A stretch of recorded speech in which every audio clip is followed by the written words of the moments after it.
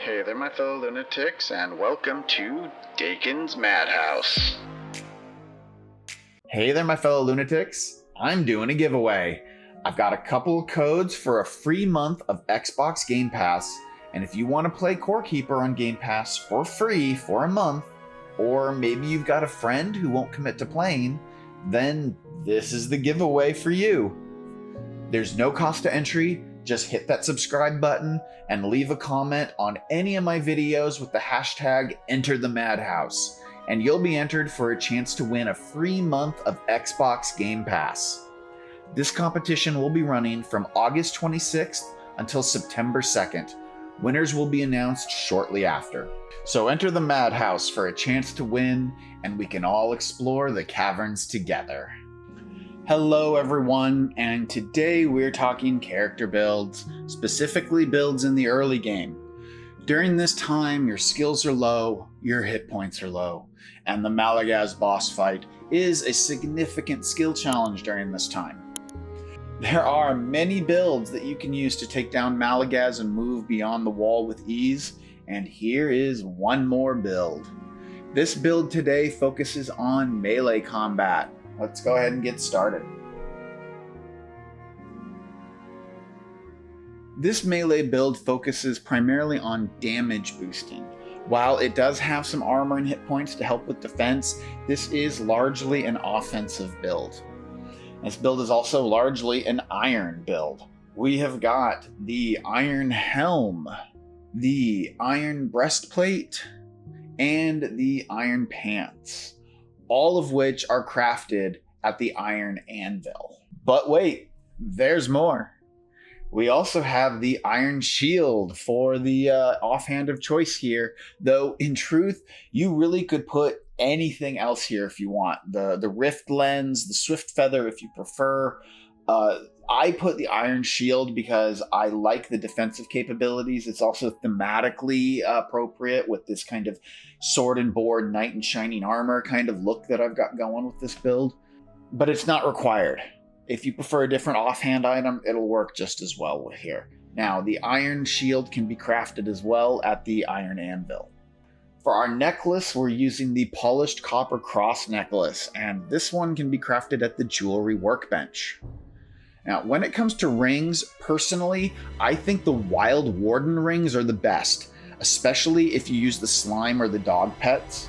However, they can be a little hard to find in the early game since they spawn in locked copper chests, and I actually haven't found any myself. So I am using the polished swift ring, which can be crafted at the jewelry workbench. Though if you have got Wild Warden rings, I would put those in the ring slot instead of the polished swift ring.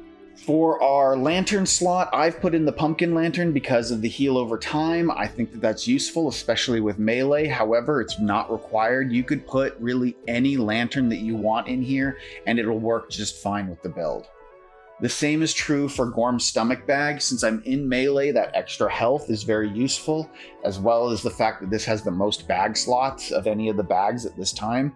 That's the main reason why I've chosen it, but if you prefer a different bag, this really isn't important to the build either. Melee has a ton of choices when it comes to weapons. Now, the battle axe is the best pre-wall weapon, and it can be found all over the inner biome. Your odds of finding this are very, very high. Now, if you don't like axes, the iron sword or the iron halberd are also excellent weapons, and they are both craftable at the iron anvil. Finally, if you prefer daggers, the rusty dagger is excellent. Though, if you have already killed Malagaz, the ritual dagger is the best early game dagger. At this stage in the game, any pet that you have is going to be helpful. However, avoid using the Ember Tail during the Malagaz fight, since Malagaz is immune to burn damage. Now, I found an owl lux pretty early in the dirt biome, and I've been using that one ever since. Though, really, the dog and the orange slime are also excellent choices, especially if you've gotten your hands on some wild warden rings. You're not going to want to use the owl lux if you've got wild warden rings, because one of the bonuses of the wild warden ring is a boost to your pet's damage. So you're going to want a pet that actually attacks. The owl lux doesn't attack. Now, if you don't have the wild warden rings, owl lux is just fine. When it comes to skills, the early game fights are much more lenient and don't really depend on the bonuses from skill points as heavily as later in the game. That being said, you are going to want to get your primary combat skill into the 30s or the 40s before fighting Malagaz. The higher your vitality, the better as well. Now, I recommend that you get your crafting up to 100 as quickly as possible. This is done by building wood farms and then building wooden items such as torches or bridges to get to 100 crafting as quickly as possible. It takes about 15,000 wood to get to 100 crafting with bridges, and while that may seem like a lot, with a decent wood farm, you can get that in about 8 to 12 hours. It's really not that bad. Now, how you spend your skill points is completely up to you. This early in the game, there are not a lot of options, but none of the combat skills have any bad choices within the first two tiers. So you honestly cannot go wrong with any of your choices. I prefer to focus on ones that improve damage whenever possible, but if your build is a little different, focus on something that's a little bit more specific for your build. Now, let us discuss our melee dining experience this evening because it is a feast. First, we will start with a passed tray of rocky stone dip snacks made with carrot and rockjaw. This dish adds armor and a melee damage bonus. Next, we shall enjoy some delicious shiny meat steaks crafted from the finest shiny larva meat and tender marbled meat. This dish provides a critical hit chance and a damage bonus. Our third course is a bit of a palate cleansing pink berry pudding made from seasonal heartberries and farm raised pink palace fish. This dish provides a maximum health bonus and an attack speed boost. Our main dish of the evening is a blue pepper wrap made from bomb peppers and blue cave guppy. This dish adds movement speed and a magical barrier. And we will end our feast with the lump eel sushi, crafted from rare vampire eel and slices of grumpkin. This dish provides a bonus to mining damage as well as life on hit.